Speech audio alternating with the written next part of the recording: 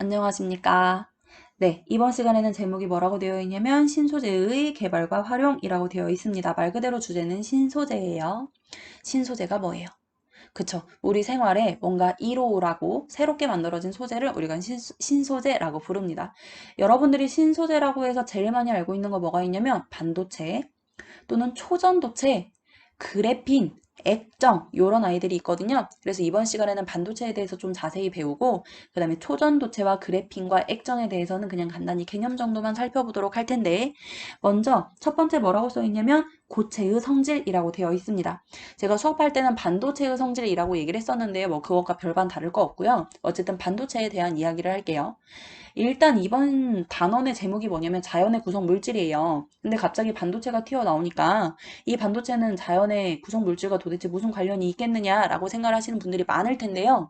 이 반도체 뭔가 느낌이 살짝 기계 같고 칩 같고 막 그런 느낌 맞는데 이 반도체를 이루고 있는 것도 역시 우리가 알고 있는 그 주기율표 내에 있는 물질 중에 한 개래요. 그래서 아 반도체도 어쨌든 물질로 이루어진 것이구나 하기 때문에 우리가 반도체에 대한 내용을 이 단원에서 배우는 겁니다. 그럼 첫 번째, 반도체가 뭔지 도대체 그거의 반도체에 대한 개념, 정의부터 볼게요. 자, 반도체를 정의하기 위해서는 우리가 이렇게 그래프 모양을 그리기는 그리는데요. 이거는 완전한 그래프라기보다는 그냥 여러분들에게 의미를 파악하게 하기 위하여 그린 모습이고요. 세로축에 뭐가 써 있냐면 에너지 준위라고 되어 있습니다. 에너지 준위는 뭐냐면 에너지 기준 위치라는 건데요. 그냥 쉽게 얘기하면 위쪽으로 갈수록 에너지가 커지고 아래쪽으로 내려올수록 에너지가 작아지는구나 라고 그냥 그 정도만 체크하시면 될 것 같아요. 근데 이때 이 그래프에서 어쨌든 우리가 에너지를 따져줄 건데 이때 에너지는 도대체 누가 가지고 있는 에너지냐라고 하는 거죠. 이때 에너지는 누가 가지고 있는 거냐면 원소 주변을 동글동글 돌고 있는 전자가 가지고 있는 에너지예요. 예를 들어서 나트륨이라고 하는 원소가 있다고 칠게요. 나트륨은 제가 제일 좋아하는 원소잖아요. 왜요? 그렇죠. 11번이라서요. 얘는 원자 번호가 11번이니까 전자의 개수는 11개입니다. 그럼 첫 번째 껍질에 전자가 2개 찰 거고요. 두 번째 껍질에 하나, 둘, 셋, 넷, 다섯, 여섯, 일곱, 8개 찰 거예요. 마지막 껍질에 몇 개가 남아요? 그쵸. 1개가 이렇게 남을 겁니다.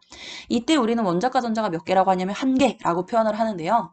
전자가 첫 번째 껍질에 있느냐, 두 번째 껍질에 있느냐, 세 번째 껍질에 있느냐에 따라서 각각 전자가 가지고 있는 에너지의 크기가 달라요.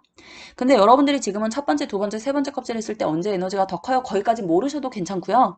우리는 뭐만 살펴보도록 할 거냐면 이 가장 겉에 있는 껍질 있잖아. 이 원자과 전자가 가지는 에너지만 여기에 표시를 한번 해보고자 합니다. 근데 지금 나트륨 같은 경우에 원자과 전자가 1개거든요. 그럼 예를 들어 이 1개가 가지고 있는 전자의 에너지를 요 정도다. 그래서 여기에다 이렇게 표시를 했다고 칩시다. 근데 일반적으로 나트륨이라는 애가 그냥 나트륨 1개만 이렇게 생활의 이 일상 공간에 이 자연상에 존재하진 않을 거 아니에요. 얘네가 막 화학 결합을 한다기보다는 어쨌든 나트륨이라고 하는 애 여러 개가 그냥 물리적으로 이렇게 붙어 있는 경우도 있을 거 아니에요. 그래서 나트륨이 한 5개 정도 이렇게 붙어 있었다고 칩시다. 그럼 얘한테도 원자과 전자 1개, 얘한테도 1개, 얘한테도 1개, 얘한테도 1개가 있을 거 아니에요. 그러면 걔네들의 원자과 전자가 가지는 에너지를 우린 여기에다 5개를 모두 다 표시를 해야 되는 거지. 근데 5개만 있으면 5개까지는 표현을 하겠어요. 근데 5개만 존재하는 게 아니라 얘가 막 몇백 개씩 이렇게 덩어리로 이렇게 물리적으로 결합되어 있는 경우도 있을 거거든요. 그럼 여기에다가 에너지 선을 100개, 뭐 200개, 300개 그렇게 몇백 개 그려줘야 된다는 거지. 근데 그렇게 몇백 개를 그릴 수 없으므로 우리는 그 몇백 개의 선을 그냥 합쳐서 띠의 형태로 이렇게 표시를 하는 거예요. 이때 이 띠의 이름을 뭐라고 부르냐면 원자과 전자가 가지는 에너지의 띠다 그래서 원자과 띠라고 불러요. 원자과 띠예요. 자, 그리고 이 원자과 전자 같은 경우는 뭔가 흥분을 하잖아요? 그럼 공간상으로 뛰쳐나가요. 물론 이게 이해가 안 되실 수도 있습니다. 어쨌든 이 원자과 전자를 기준으로 원자의 이 바깥 부분을 부르는 이름이 있거든요. 이 원자의 바깥 공간을 우리가 뭐라고 부르냐면 전도띠라고 불러요. 근데 이 전도띠 같은 경우는 원자과 전자보다 위쪽에 존재합니다. 자, 이렇게 생겨먹은 고체가 있어요. 반면 또 다른 고체는 어떻게 생긴 애가 있냐면요. 원자과 띠는 그대로 변함없이 이 자리에 있어요. 근데 이 주변 공간, 이 원자를 기준으로 이 주변 공간이 원자과 띠와 바로 붙어 있는 게 아니라 어느 정도 이렇게 떨어져 있는 애가 있고요. 전도띠가. 또 어떤 애는 원자과 띠가 그 자리에 그대로 있는데 이렇게 전도띠가 많이 떨어져 있는 애도 있습니다. 요때요. 이건 좀 지울게요. 자, 요때요. 이 원자과 띠에는 무조건 뭐가 있다고 얘기를 했었냐면 아까 원자과 전자가 있다고 얘기를 했었어요. 그래서 이 원자과 띠에 우리는 전자를 이렇게 다 표시를 해줄 건데 여기에도 전자 들었고 여기에도 전자 들었고 여기에도 전자 들었어. 원자과 띠니까. 그리고 얘네가 각각 에너지를 가지고 있을 거란 말이지. 근데 이때 이 원자과 띠에 존재하고 있는 이 원자과 전자가 뭔가 흥분을 하면 이동을 한다라고 얘기를 했었고요. 얘네가 이동을 하면 어디로 이동을 할 거냐면 공간상으로 나갈 거예요. 근데 이 공간상의 이름을 뭐라고 얘기했었냐면 전도띠라고 얘기를 했었고, 이 첫 번째 같은 경우는 원자과 전자가 존재하는 원자과 띠로부터 전도띠가 매우 가깝게 존재하기 때문에 원자과 띠에 있던 이 원자과 전자가 전도띠로 매우 쉽게 폴딱하고 올라갈 수가 있습니다. 그러면 이 전도띠에 전자가 올라갔을 때 우리는 전도띠로 전자가 이동했다 라고 표현을 하고요. 전자가 이동했다 라고 한다면 이 물체는 전류가 흐른다 라고 표현을 하는 거예요. 이때 이 원자과 띠와 전도띠가 딱 달라붙어 있어서 전자가 쉽게 이동할 수 있는 이러한 고체의 이름을 뭐라고 부르냐면 전류가 흐르는 고체다 그래서 도체라고 불러요. 반면 마지막 요 세 번째 그림 볼게요. 요거 그림 보시면 역시 마찬가지로 원자과 띠에 전자가 그대로 존재를 할 거예요. 근데 얘 같은 경우도 흥분을 하면 어쨌든 공간상으로 날뛰고 싶은데요. 얘는 전도띠가 애초에 어디에 존재하냐면 너무 멀리 존재하는 거야. 원자과 띠는 여기에 있는데 전도띠는 여기에 있는 거지. 요때 이 원자과 띠와 전도띠 사이의 요 사이의 틈을 우리는 띠, 틈이라고 부르는데 이 세 번째 경우는 띠 틈이 너무 커요. 그래서 원자과 띠에 있던 원자과 전자들이 날뛰어서 이렇게 공간상으로 나가고 싶기는 한데 전도띠까지는 너무 멀어서 못 올라가는 거지. 그래서 얘 같은 경우는 전도띠에 전자가 도달을 못했으므로 전자의 이동이 없었다. 전자의 이동이 불가능했다라고 표현을 합니다. 이때 얘는 전자의 이동이 불가능했으니 전류가 흐르는 경우다, 안 흐르는 경우다. 그쵸? 어떠한 경우에서라도 전류가 흐르지 않는 경우다라는 겁니다. 이때 전류가 흐르지 않는 고체를 뭐라고 부르냐면 절연체라고 불러요. 물론 부도체라고 하셔도 돼요. 똑같은 단어예요. 절연체, 전류가 흐르지 않는 물체입니다. 그러고 나면 여러분들이 느낌적으로 이 가운데는 뭔지 아실 거예요. 가운데 같은 경우는 원자과 띠와 전도띠가 띠틈이 존재하기는 하나 도체보다는 띠틈이 넓고요. 부도체, 절연체보다는 띠틈이 얇거든요. 얘 같은 경우는 원자과 띠에 존재하던 전자들이 이 전도띠로 뭔가 흥분을 하면 폴딱 넘어갈 것 같기는 해.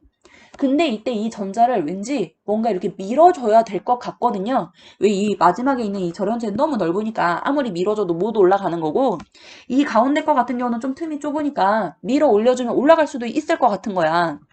요때 그 밀어주는 그것을 뭐라고 부르냐면 에너지라고 표현을 합니다. 이 가운데의 경우에는 에너지가 있을 때 전자가 전도띠로 뛰쳐 올라가는 게 가능한 경우고요. 이때 에너지의 형태는 뭐냐면 열 에너지의 형태이거나 빛 에너지의 형태일 거예요. 이런 에너지가 가해진다면 얘는 전자의 이동이 가능한 경우이고요. 에너지가 있을 때만 전자의 이동이 가능하고 에너지가 있을 때만 전자의 이동이 가능해서 전류가 흐르는 물질인데 얘는 에너지가 있을 때만 전류가 흐를 수 있는 그러니까 도체와 부도체의 절반의 성질을 가진다 그래서 이러한 고체를 바로 반도체라고 부르는 거예요. 우리가 이 그래프를 굳이 그려서 알아본 이유는 뭐냐면 반도체 같은 경우는 도체와 부도체의 절반의 성질을 가지고 있구나. 요걸 여러분들이 이해하시라고 이런 어려운 그림을 그렸었습니다. 그러면 지금부터는 진짜 반도체가 어떻게 생겨 먹었는지 반도체를 한번 만들어 보도록 할게요. 반도체의 종류입니다. 자, 반도체의 종류 같은 경우에 우리가 첫 번째 순수 반도체라고 하는 게 있는데요. 순수 반도체. 자, 순수 반도체의 순수가 뭐예요? 그쵸, 말 그대로 순수해야 돼. 퓨어해야 돼요. 아무것도 섞이면 안 됩니다. 오로지 한 가지 원소로만 이루어진 반도체를 우리가 순수 반도체라고 얘기를 하거든요. 그러면 이 순수 반도체를 만들기 위한 원소가 있어. 그 원소를 여러분들이 알아주셔야 되는데 첫 번째는 SI라고 쓰고 이거 뭐라고 읽어요? 그쵸, 규소라고 읽습니다. 근데 우리가 반도체 얘기할 땐 주로 실리콘, 영어를 이용해서 실리콘이라고 많이 얘기해요. 그 다음에 두 번째 원소는 GE라고 쓰고 여러분들 흔히 게르마늄이라고 알고 있는 그 원소 있잖아요. 이 게르마늄은 이제 우리의 정식 여러분들 교육과정의 명칭으로는 저마늄이라고 읽습니다. 어쨌든 얘네 두 개를 순수 반도체에 많이 사용을 하는데요.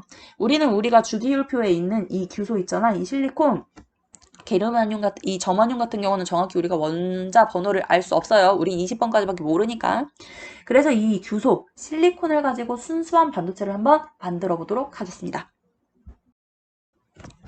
자, 먼저 우리는 실리콘으로만 되어 있는 순수한 반도체를 한번 만들어 보도록 할 텐데, 말 그대로 순수한 반도체는 뭐냐면 오로지 한 가지 원소로만 이루어진 반도체를 순수 반도체라고 한다고 했어요. 그래서 그냥 드립도 아니지. 그냥 무조건 실리콘만 미친 듯이 결합을 시키시면 되는데요. 먼저 우리가 이 실리콘에 대한 특징을 알아보도록 할게요. 실리콘 같은 경우는 일단 원자 번호가 몇 번인가요? 그쵸. 수엘로 시작해서 칼칼로 끝나는 것 중에 원자 번호는 14번 I입니다. 이 14번 I의 실리콘은 첫 번째 껍질에 전자 2개 차요. 두 번째 껍질에 8개 차면 얘는 원자과 전자가 몇 개짜리? 그쵸. 4개짜리라고 했거든요. 그럼 우리는 실리콘의 주변에다가 원자과 전자 4개를 이렇게 그려줍니다. 그러면 실리콘의 원자과 전자 4개이구나 라는 표시예요. 근데 이 실리콘 같은 경우는 원자과 전자가 4개이기 때문에 4개를 버리자니 4개를 얻어오자니 좀 애매해. 그래서 주변에 있는 전자들과 딱 손가락 걸고 있는 그런 결합을 한다고 했고요. 그러한 결합을 우리가 공유결합이라고 한다고 했는데, 이 순수한 반도체 같은 경우는 오로지 올리 한 원소로만 되어 있어야 한다며, 그래서 사방에다가 실리콘을 결합시켜 주시면 돼요. 오로지 실리콘만 결합되어 있어요. 물론 요 자리에도 요 자리에도 요 자리에도 요 자리에도 실리콘이 결합되어 있는 거 맞습니다. 그냥 제가 그림을 안 그렸을 뿐이에요. 어쨌든 이 가운데에 있는 실리콘을 기준으로 현상을 좀 지켜보도록 할 텐데요. 요건 지울게요. 아이고, 요건 지울게요. 이 가운데에 있는 이 실리콘이 주변으로부터 공유 결합하고 있는 모습을 한번 보도록 할 텐데요. 이 가운데에 있는 애는 이제 일단 원자과 전자가 4개짜리 애고요. 주변에 결합되어 있는 실리콘으로부터 위쪽에 있는 실리콘한테 전자 1개, 왼쪽에 있는 애한테도 전자 1개, 오른쪽에 있는 애한테도 전자 1개, 아래쪽에 있는 애한테도 전자 1개씩을 받아. 그리고 났더니 이 중심에 있는 실리콘이 마치 자신의 원자과 전자가 원래는 4개였는데 지금은 몇 개가 찬 것처럼 그쵸, 전자 8개가 차버린 거지. 공유를 하고 있으니까. 근데 우리는 원자과 전자 자리 그 최 외곽 껍질에 전자가 8개가 차면 안정하다고 해요? 불안정하다고 해요? 그쵸, 우린 8개가 차면 안정하다고 하거든요. 이 전자가 8개가 차서 안정하면 전자 같은 경우는 더할 나위 없이 너무 좋아. 그래서 안정한 경우에는 움직이지를 않습니다. 얘는 전자가 8개가 이미 찼기 때문에 너무 안정해서 전자의 이동이 없는 경우예요. 우리가 전자가 이동을 하면 아까 고체의 성질 얘기할 때 전류가 흐른다라고 표현을 한다고 했는데요. 얘 같은 경우는 전자의 이동이 없는 경우이기 때문에 전류가 흐르지 않을 겁니다. 순수한 반도체의 특징이에요. 오로지 순수한 물질로만 이루어진 이러한 반도체는요, 전자의 이동이 일어나지 않아서 전류가 흐르지 않을 건데, 우리가 보통 알고 있는 반도체 같은 경우는 전류가 흐르잖아. 그래서 그 전류가 흐르는 반도체를 만들어 보도록 할 거예요. 자, 우리가 전류가 흐르도록 만드는 반도체의 이름을 뭐라고 부르냐면 불순물 반도체라고 표시를 하는데요. 이름을 부르는데요. 이 불순물 반도체는 말 그대로 불순물을 집어 넣은 거야. 너무나 순수했던 반도체에 색다른 원소, 다른 원소를 집어 넣겠다는 소리입니다. 이때 불순물을 집어 넣는, 그러니까 순수한 반도체에 다른 원소를 집어 넣는 그 작업을 뭐라고 부르냐면 다른 원소를 도핑했다라고 표현을 하는데요. 이때 도핑하는 원소로 많이 쓰이는 애가 누구냐면 B라고 쓰고 붕소라고 읽어요. P라고 쓰고 인이라고 읽습니다.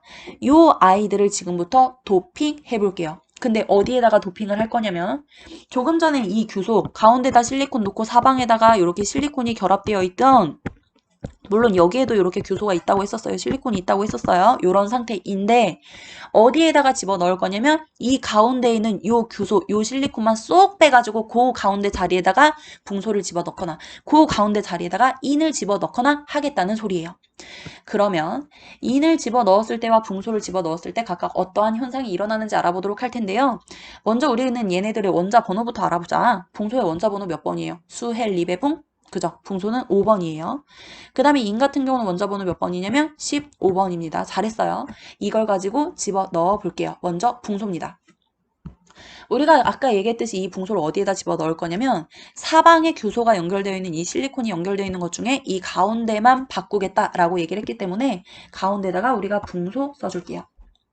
그리고 이 붕소는 원자 번호가 5번이라고 했으니까 첫 번째 껍질을 2개 차고 나면 원자과 전자가 몇 개냐면 3개예요. 그래서 원자과 전자 3개 그릴게요.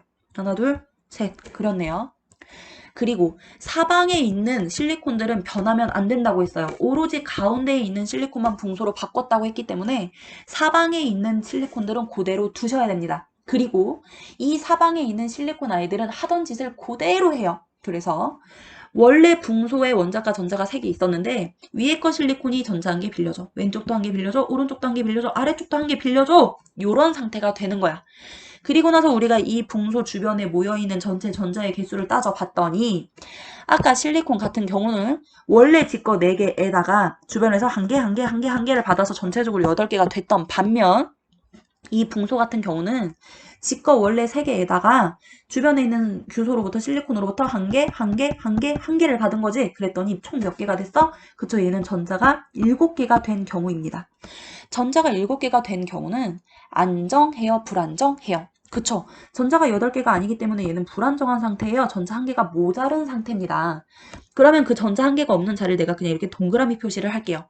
전자가 1개가 없으니까 얘는 빈칸이잖아. 그러면 전자들이 이 빈칸을 봐. 그럼 저기 빈칸 비었어. 왠지 내가 가서 저 자리를 메꾸면 좀 안정해질까? 그래서 이 빈칸을 메꾸기 위해 이 전자들이 자꾸 이동을 하는 거예요. 빈칸을 메꾸기 위하여 전자들이 이동을 합니다. 어쨌든 전자가 불안정하기 때문에 전자의 이동이 생겨요. 그리고 빈칸을 메꾸기 위하여 전자가 이동을 했으니 얘는 전류가 흐를 수 있는 아이인 거예요. 이때 우리는 이 빈칸을 부르는 이름이 있는데요. 이 전자가 메꿔지지 않은 빈칸의 이름을 뭐라고 부르냐면 구멍이니까 구멍 공자에다가 플러스를 띈다 해서 양자를 붙여서 양공이라고 부릅니다. 왜 플러스를 띈다라고 얘기를 하냐면 우리는 전자가 있는 자리는 전자를 보통 마이너스라고 표시를 하잖아요. 근데 이 양공 같은 경우는 전자가 없는 자리야. 그래서 마이너스가 없다 해서 그냥 상대적으로 얘는 플러스처럼 행동한다 해가지고 양공이라고 부르고 얘는 플러스로 표시를 해요. 그리고 플러스처럼 행동을 할 겁니다. 이때 이 가운데다가 붕소를 집어넣어서 양공이 생긴 이 반도체의 이름을 우리가 뭐라고 부르냐면 P형 반도체라고 불러요. P형 반도체라고 부르는 이유는 이제 양공이 플러스를 띈다 해가지고 양수의 그 양수를 의미하는 포지티브의 P자를 따서 P형 반도체라고 부르는데 뭐 그런 의미는 모르셔도 되고요. 어쨌든 P형 반도체는 양공이 존재하는 반도체다. 그렇게 포인트로 기억해 주시면 됩니다. 자, 이번에는 가운데다가 뭘 집어넣을 거냐면 이번에는 인을 집어넣어 보도록 할게요. 인입니다. 조금 전에 붕소를 집어넣었던 자리에다가 인을 표시를 할 거고요. 인 같은 경우는 원자 번호가 15번이라고 했으니 첫 번째 껍질에 2개 차요. 두 번째 껍질에 8개가 차고 나면 몇 개가 남냐면 그쵸, 원자가 전자 5개인 아입니다. 그럼 5개 그릴게요. 1개, 2개, 3개, 4개, 5개 이렇게 그릴게요. 근데 이때 인은 아까 얘기했던 것처럼 여기 가운데 부분만 없애고 그 부분에다가 인을 집어 넣은 거기 때문에 주변에 있는 실리콘들은 변함없이 그대로 있어야 돼요. 요렇게요. 그리고 나서 이 주변에 있는 실리콘들이 역시 1개, 1개, 1개, 1개 이렇게 줍니다. 그리고 나서 P 주변에 모여있는 전체 전자의 개수를 따지는 거지.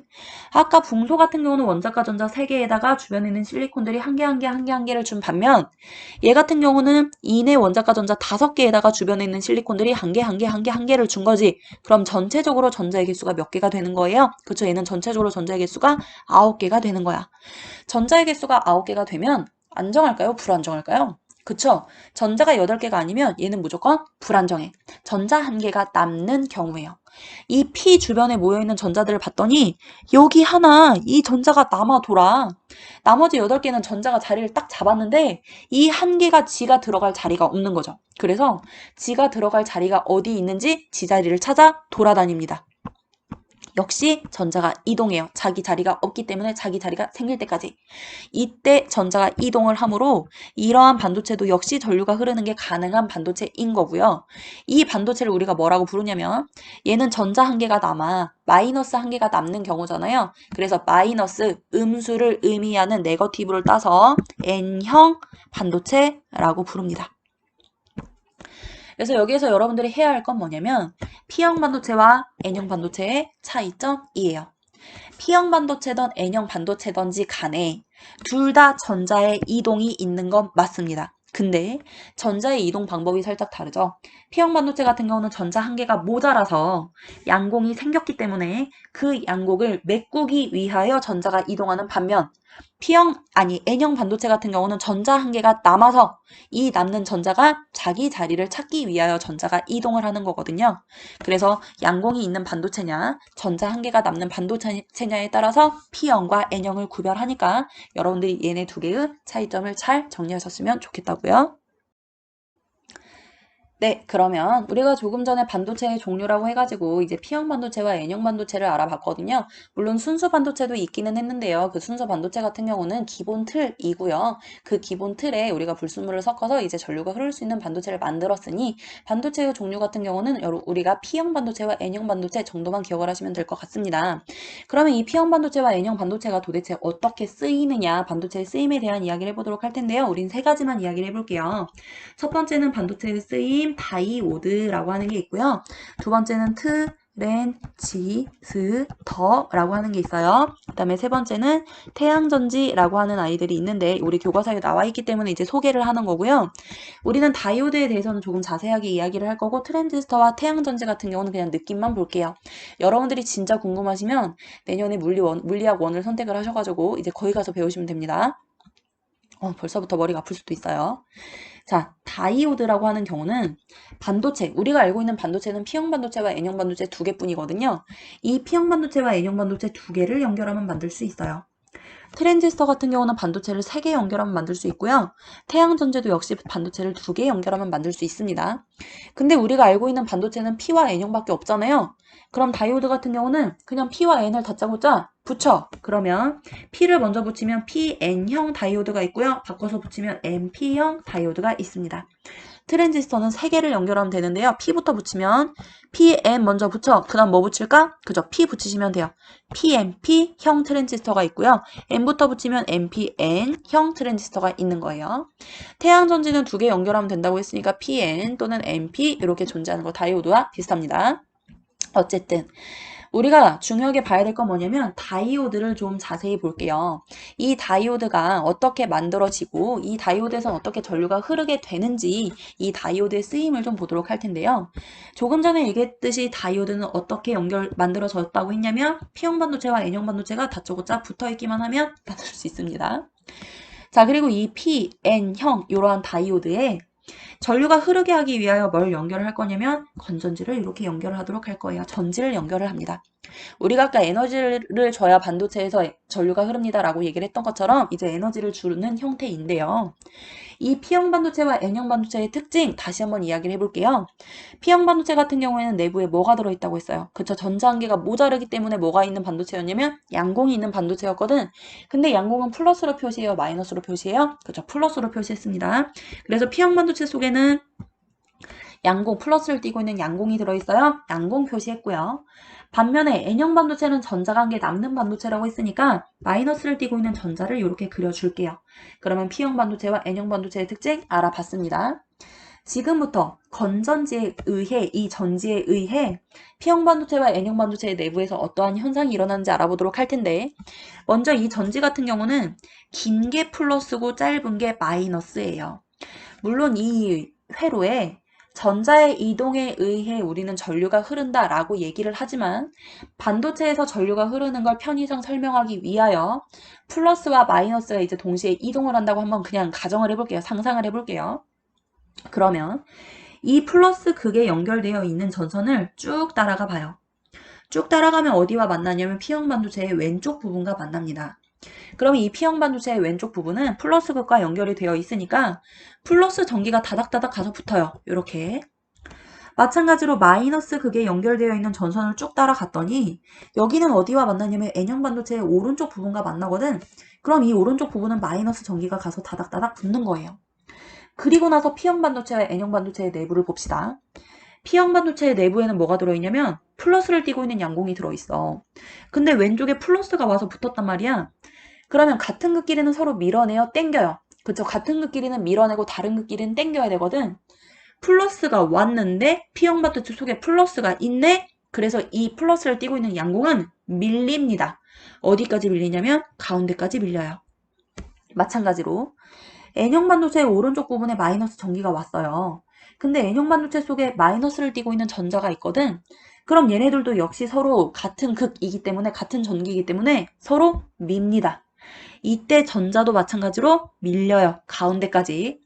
요때 요 가운데 이름을 뭐라고 부르냐면 P형 반도체와 N형 반도체가 접합된 면이다. 그래서 접합면이라고 부르는데 그냥 참고적으로만 알아두시고요.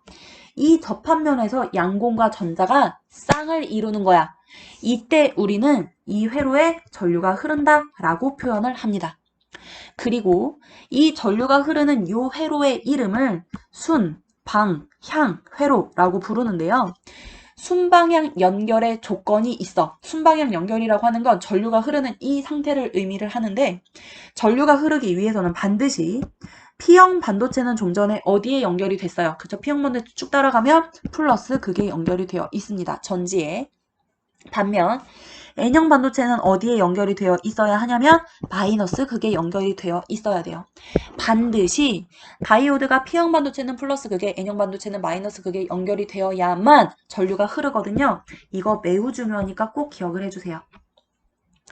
왜 반대로 연결이 안 되냐면 제가 그냥 참고로만 알려드릴게요.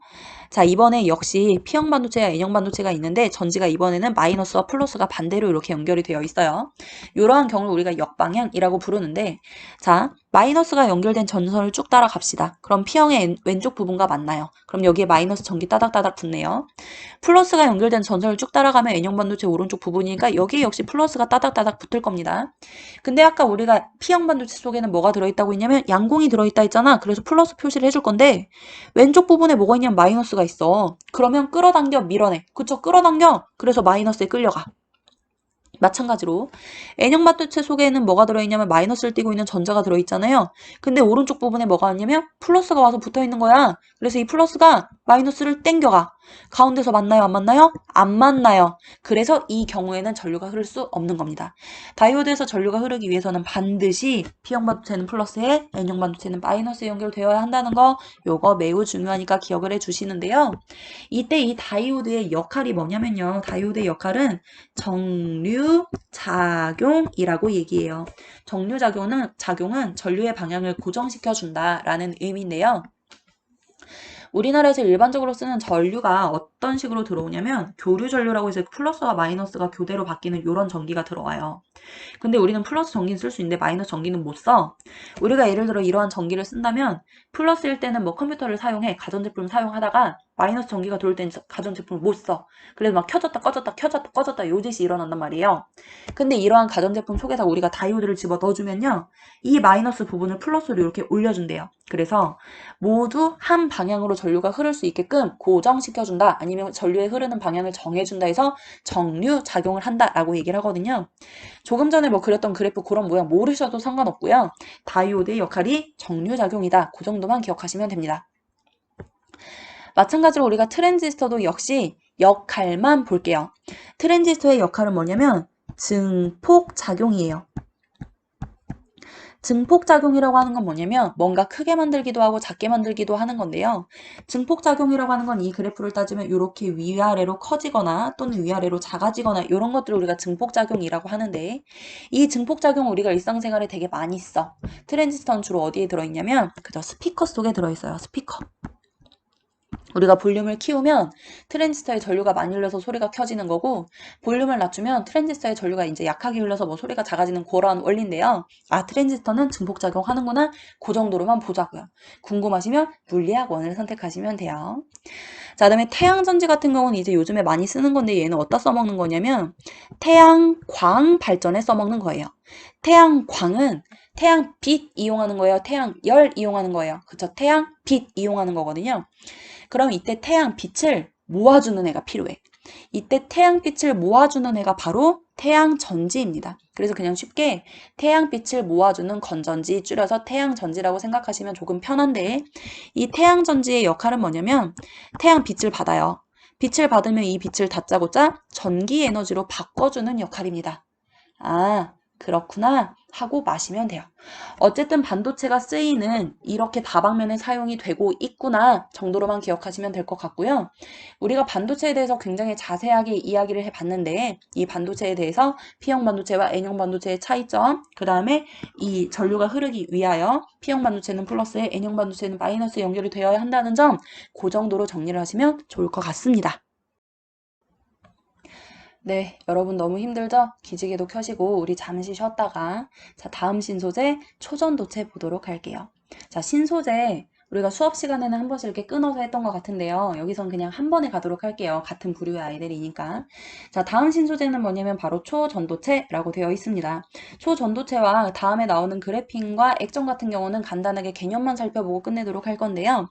초전도체의 전도체가 뭐라고 했어요? 그쵸, 전도체는 전류가 흐르는 물체를 우리가 전도체라고 불렀거든요. 근데 앞에 무슨 자가 붙였냐면 초자가 붙었어요. 초의 의미를 제가 뭐라고 얘기했었냐면 엄청나게 어마어마하게 너무나 미친 듯이 큰 이라고 의미를 했었거든요. 그래서 이 초전도체를 통틀어서 우리가 개념 정리를 하면 엄청나게 큰 전류가 흐르는 물체, 이걸 초전도체라고 부릅니다.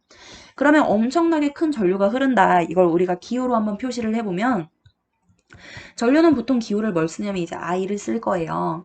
이 전류가 엄청 크게 흐를 거래. 그러면 크다라는 거의 최대값은 얼마일까요? 제일 큰 거. 그쵸? 이 전류가 제일 크게 얼마까지 흐를 수 있냐면 무한대까지 흐를 수 있을 거래요. 물론 무한은 이제 힘들 수도 있지만 어쨌든 그만큼 어마어마하게 클 수 있다라고 하는 겁니다. 그러면 전류가 무한대까지 커질 수 있다는 건 그러면 저항은 얼마까지 될 수 있는 거지? 라는 걸 여러분들이 체크를 하실 수 있으셔야 되는데 저항 같은 경우는 우리가 기호로 R을 쓰는데요. 전류가 잘 흐르게 하는 애요, 잘 못 흐르게 하는 애요. 그죠? 저항은 전류가 잘 못 흐르게 저항하는 애, 방해하는 애거든요. 그러면 전류가 무한대까지 어마어마하게 커지려면 저항은 작아져야만 전류가 잘 흐를 건데 그럼 이때 저항은 얼마까지 작아져야 할까? 그쵸? 최소값은 0까지입니다. 이 초전도체는 전류가 무한대까지 커질 수 있는 대신에 그러니까 전류가 무한대까지 커지기 위하여 저항이 0이 될 수 있는 물체를 우리가 초전도체라고 부르는데 초전도체를 나타내는 가장 대표적인 그래프가 있어요. 이 그래프의 가로축에는 온도를 쓰도록 할 거고 세로축에는 저항의 크기를 쓰도록 할 건데요. 일반적인 물질이나 이 초전도체도 마찬가지로 온도가 높아짐에 따라서 이렇게 저항도 같이 커져요. 그래서 이제 우리가 컴퓨터를 오랫동안 사용하다 보면 열이 올라가지고 전류가 잘 못 흐르게 되는 거야. 그럼 렉도 잘 걸리고 인터넷도 잘 안 되는 거 같고 막 그런 현상이 일어나거든요. 그런 거 상상하시면 돼요. 이 초전도체도 마찬가지로 어쨌든 온도가 올라감에 따라 저항이 커질 거야. 근데 어떤 기준 온도가 돼. 이 기준 온도, 요 지점을 기준으로 온도 값이 더 작으면 요 지점에서는 저항이 얼마라는 거냐면 요 지점에서는 저항이 0이래요. 요거 되게 중요합니다. 이 온도가 매우 중요한데요. 이 기준 온도를 우리가 뭐라고 얘기하냐면 임계 온도라고 불러요. 저 임계 온도라고 잘 썼어요. 글씨가 점점 이상해지는데 임계 온도입니다. 자, 이 임계 온도를 기준으로 크면 안 돼. 반드시 작은 부분이어야만 저항이 0이 되는 현상이 일어나는데 이때 임계 온도보다 작을 때 저항이 0이 되는 현상을 초전도 현상이라고 부릅니다. 우리가 이 그래프에서 나타내는 걸로 초전도체를 다시 한번 개념을 써볼게요. 임계 온도. 작을 때니까 이하일 때입니다. 임계 온도보다 작을 때, 이하일 때 저항이 0이 되는 현상을 우리가 초전도 현상이라고 부르는데요. 이때 이 임계 온도 같은 경우는 우리가 일반적으로 알고 있는 20도, 30도, 50도, 100도 이러한 온도가 아니에요. 한 영하 100도, 영하 200도 요 정도를 의미하는데 초전도 같은 경우는 언제나 항상 늘 저항이 0이 나이는 아니고 반드시 임계 온도보다 작아야 하는데 이때 임계 온도의 크기는 영하 200도, 영하 100도 정도 된다는 소리입니다. 그러면 이 초전도체의 저항을 0으로 만들어주기 위해서는 임계 온도 이하로 만들어줘야 하는데요. 이때 많이 사용하는 물질이 뭐냐면 그 액체질소라고 부르는 그 물질 있잖아요. 초전도체에 액체질소를 갖다가 이렇게 뿌려주면 그러니까 액체질소 속에다가 요 초전도체를 넣어 놓으면 초전도체의 온도가 내려가는 거야. 그래서 그 초전도체의 저항이 0이 되는 현상이 일어나는 거네요. 그래서 그 액체질소 속에 넣으면 초전도체의 저항이 0이 되는 거고 그냥 그런 거 없을 때 일반적인 상태일 때는 얘도 저항이 0은 아니다. 그거를 체크하시면 좋겠어요. 임기온도 이하일 때만 저항이 0이라는 겁니다. 그리고 이 초전도체를 우리가 어디에다가 올려놓을 거냐면 자석 위에다 올려놔. 자석 위에다 이렇게 초전도체를 놓거나 초전도체 아니면 초전도체 위에다가 자석을 이렇게 올려놔. 뭐 두 개를 바꾸든 말든지 상관없어요. 어쨌든 평소에는 그냥 자석 위에 초전도체가 이렇게 올라가 있어요. 또는 초전도체 위에 그냥 자석이 올라가 있거든요. 근데 여기에다가 뭘 뿌려줄 거냐면 조금 전에 얘기를 했듯이 액체 질소 속에다가 얘네를 집어넣는 거야. 아니면 액체 질소를 여기다 뿌려주는 거야. 그러면 초전도체의 온도가 영하 100도, 영하 200도까지 뚝 떨어지는 거지. 그러면 임계 온도 이하까지 내려가는 겁니다. 그랬을 때 초전도체가 뭐 하는 현상이 일어나냐면 초전도체와 자석이 이렇게 뜨는 현상이 그러니까 초전도체가 뜨는 현상이 일어나요. 예를 들어 초전도체가 아래에 있고 자석이 위에 있다면 자석이 뜨는 현상이 일어난답니다. 어쨌든 얘네가 임계온도 이하가 되면 무조건 둘 사이가 벌어져서 떠 있어야 돼. 이때 이 뜨는 현상을 뭐라고 부르냐면 마이스너 효과라고 부르고요. 자, 헷갈리면 안 돼요. 임계온도 이하일 때 저항이 0이 되는 현상은 초전도 현상이고 이 초전도 현상이 일어났을 때 자석이나 초전도체가 뜨는 현상을 우리가 마이스너 효과라고 부르는데 이 현상을 이용한 가장 대표적인 예가 있어요. 여러분들이 모두 다 아시는 거 그쵸? 자기 부상 열차입니다. 자기 부상 열차는 자기적인 성질, 자석의 성질을 이용하여 부상, 급부상하다, 뜬다라는 소리거든요. 떠서 가는 열차를 자기 부상 열차라고 하는데요. 뭐 레일이나 뭐 기차의 바퀴에다가 초전도체와 자석을 깔아. 그리고 나서 거기에 액체 질소를 이제 이렇게 뿌려줍니다. 그러면 이 기차가 레일 위에서 떠요. 떠서 가는 기차를 우리가 자기 부상 열차라고 하고요. 여기에 초전도체가 이용이 됩니다. 그 다음에 또 어디에도 이용이 되고 있냐면 MRI라고 해서 네, 자기보상 열차 다음에 MRI라고 해서 필기했던 게 다 날라갔어. 자, 어쨌든 여기에다 자기보상 열차 썼고 그 옆에다가 MRI 쓰시면 돼요. MRI라고 해서 얘는 병원에서 사용을 하는 아이예요. 자기 공명 영상 장치라고 부르는데요. 어쨌든 이렇게 동그란 관이 있고 요 사이에 이제 틈이 있어. 거기다 초전도체를 깔아가지고 액체 질소를 이제 확 넣는 거지. 그러면 이 MRI 관 속에 강한 전류가 흐르게 됩니다. 뭐 그렇게 해가지고 우리 몸에 있는 장기들이 어떠한 이상이 있는지를 알아보는 그러한 기계거든요. 아, 그렇구나. 쓰임이 요런 데 쓰이는구나 정도로만 여러분들이 기억을 하시면 될 것 같습니다. 자, 이렇게 하시면 초전도체가 끝났고 그 다음에 그래핀 볼게요. 그래핀 같은 경우는 성분이 어떠한 성분으로 되어 있냐면 되게 얇은 탄소판이에요. 얇은 탄소판입니다. 이 얇은 탄소판은 어디로부터 얻어내냐면 흑연 있잖아요. 흑연. 우리들이 흔히 샤프심, 연필심에 가지고 있는 그거 그 시커먼 게 바로 흑연인데요. 이 흑연을 엄청 얍실하게 가공을 하는 거예요. 깎아내는 거예요. 근데 이때 얍실하다는 게 막 1mm, 2mm 그 수준이 아니고요. 나노 수준인데요. 나노 수준은 0.000000001만큼 엄청 얍실한 거지. 그렇게 얇게 가공을 하고 났더니 이 그래핀은 무슨 색을 띠고 있냐면 투명한 색을 띠고 있대요. 그래서 투명한 얇은 탄소판을 우리가 그래핀이라고 부르는데 이 그래핀은 그냥 간단한 성질만 알아볼 텐데요. 얘는 굉장히 고효율 물질이래요. 고효율 물질이라고 하는 건 모든 걸 잘 전달해. 고전도율이라고 부르는데 전도라고 하는 건 전달하는 정도야. 뭘 잘 전달하냐면 전기를 잘 전달하고 열도 잘 전달한대요. 뭐 반도체 이런 거보다 한 200배 정도 전류를 잘 전달한다고 하고 막 그런다고 하는데 어쨌든 전도율이 매우 높아서 효율성이 엄청 높다라고 합니다. 그리고 얘는 얍실해서 엄청 잘 휘어. 우리가 힘을 주면 휠 수 있는데요. 얘는 엄청 세대요. 철보다도 훨씬 많이 세대요. 고강도라고 부릅니다. 이 그래핀은 이제 요즘에 어디에 개발을 했냐면 휘는 디스플레이 그 엄청 좋은 가전제품 파는데 이렇게 보면 곡선으로 되어 있는 TV 같은 거 있거든요. 그걸 이제 휘는 디스플레이라고 부르는데요. 옛날에 이 그래핀이 막 개발이 될 때는 손목 컴퓨터를 만들겠다. 막 전류를 잘 흐르게 해가지고 손목 사이즈의 컴퓨터를 만들겠다. 막 이런 얘기가 있었는데 아직까지 시중에는 없죠. 네, 그렇거든요. 그냥 그래핀은 이 정도로 느낌만 볼게요. 그 다음에 마찬가지로 6번 액정이라고 쓰시고요. 이 액정 같은 경우는 우리가 LCD라고 부르는데 이 액정도 느낌만 볼게요.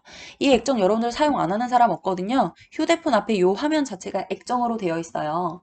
이 액정의 자세한 원리는 역시 물리학 1에 가시면 여러분들이 자세하게 배울 수 있어. 근데 지금은 통과니까 우리 교과서엔 그런 거 안 나오니까 그냥 얘가 뭘로 되어 있는지만 볼 텐데요. 이 액정은 고체일까요? 액체일까요? 기체일까요? 그죠? 이 액정은 고체로 되어 있어요. 고체예요. 고체라고 한다면 우리가 보통 딱딱한 걸 상상을 하시는데요. 칠판 딱딱합니다. 책상 딱딱합니다. 고체는 딱딱해야 정상이에요. 근데 이 액정은 무슨 고체라고 부르냐면 움직일 수 있는 고체다 그래서 유동성 고체라고 불러요. 있을 유, 운동할 때 동입니다. 운동성이 있는 고체라는 뜻이에요. 이건 무슨 소리냐면 고체는 고체인데 살짝 젤리 같은 거, 푸딩 같은 거 상상하시면 되거든요. 걔네는 그냥 가만두면 가만히 있는데 우리가 건드리면 이렇게 말캉말캉 뭔가 좀 움직이는 것 같잖아요. 바로 그런 게 액정 상태라고 생각하시면 돼요. 이 액정, 우리 휴대폰 하면 이렇게 꾹 한번 눌러본 사람 있나? 그럼 마치 물이 퍼지듯이 이렇게 촥 하고 퍼지면서 막 빛이 여러 개가 보이는 거 그런 거 한번 본 사람 있을 텐데 나중에 이렇게 휴대폰 가실 때쯤 되면 한 번씩 해보세요. 그게 왜 그러냐면 바로 유동성이 있는 고체 상태이기 때문에 그래요. 우리 액정 요 정도만 봅시다. 우리가 신소재 부분에서는 반도체에 대해서 자세히 했기 때문에 나머지들은 그냥 소개 정도로만 보도록 할 거고요. 이번 시간에 여러분들이 반도체, 초전도체, 그래핀, 액정까지 여러 가지 신소재 알아봤는데 얘네가 그런 곳에 쓰이고 있구나 그렇게 잘 정리하시면 될 것 같아요. 여러분 이번 시간도 역시 길었는데 고생 많으셨습니다.